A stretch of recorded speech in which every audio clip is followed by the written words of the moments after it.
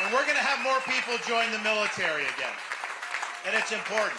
And there's no way that we're going to successfully fend off the threat posed by our greatest global threat, the Chinese Communist Party, unless we have strong recruiting, strong good order and discipline. And yes, if we can do that initially, you know, I will absolutely expand the capability of our military, particularly our sea power and other things we can do to deter China in the Indo-Pacific. It's important that we do that, and I will get that job done. On the current course with Biden, China's going to pass us within the next 10 years, and that will impact everybody here's life. It'll impact every household in America in ways that are not going to be good. You know, in Florida, I think I'm the first governor to do this, but we banned the purchase of land by the Chinese Communist Party in our state. I'm not doing business with the CCP. I want them out of the state of Florida. When COVID hit, there was an emphasis on the governors, of course, and of course the virus came out of the Wuhan Institute of Virology. It was not naturally occurring like Fauci said. Fauci lied about that, okay? It came from Wuhan lab. They were doing gain-of-function research, partially funded by the U.S., your tax dollars with that, and it escaped from the lab. So that's what happened. So China is responsible in many respects for all that. But so the governors took on added significance, and you had some governors like California and New York that were really clamping down. And then you had Florida and your governor that said, you know what Fauci's selling isn't working. You know, we need to be open. We need kids in school, all that. And obviously, we made the right decision on that. But there was a think tank funded by the CCP in China that rated all the governors throughout the 50 states about whether they were favorable to the CCP or hostile. And they rated me the most hostile governor to the CCP of all 50 states. So you know where I stand on all this stuff. So that's important, and we're going to get that done. Listen, I'd like to take some questions in a sec, but let me just say, 2024 is a make-or-break election for this country. We are not getting a mulligan. We're not going to be able to make excuses.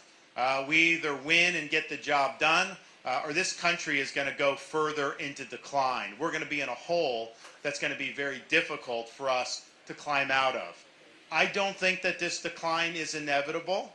I think the decline is a choice, but it's a choice we're going to make as Americans. Who we nominate in the Iowa caucuses, I think will propel me to the nomination overall. You guys have that in your power to do that in mid-January. You absolutely can get that done.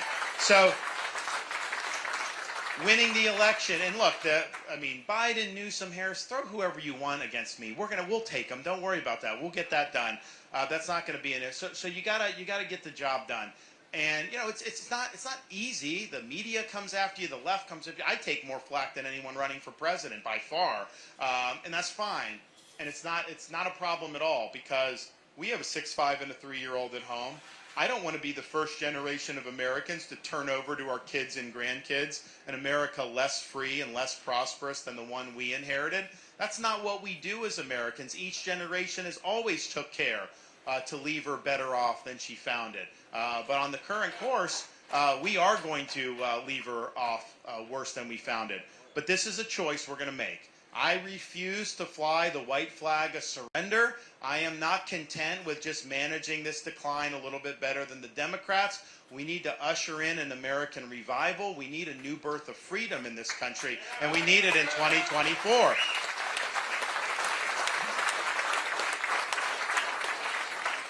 I'm also motivated by this.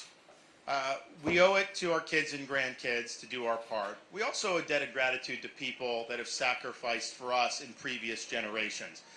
We used to do, and we're doing the veteran stuff this week, so it's top of mind to me.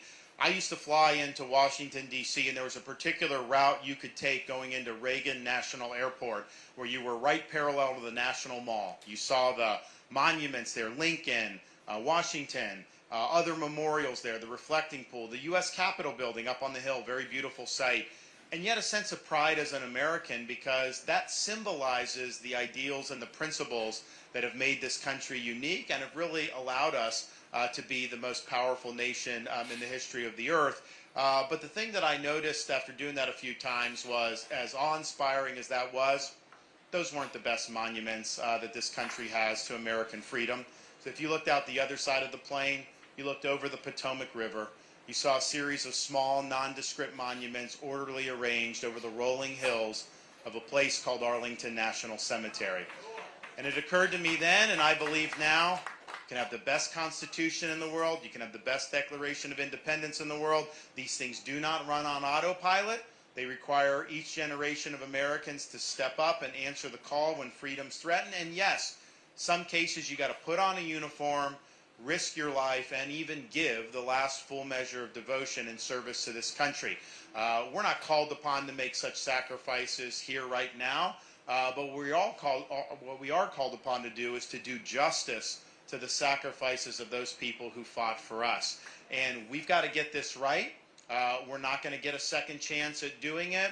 And I can tell you this, as a Republican nominee, we are going to sweep into victory not just the presidency, but the Congress and the Senate, state legislatures. As a leader, I will be somebody that you can be proud of. And as your president, I promise you this, I won't let you down. God bless you all. Thank you. Thank you so much.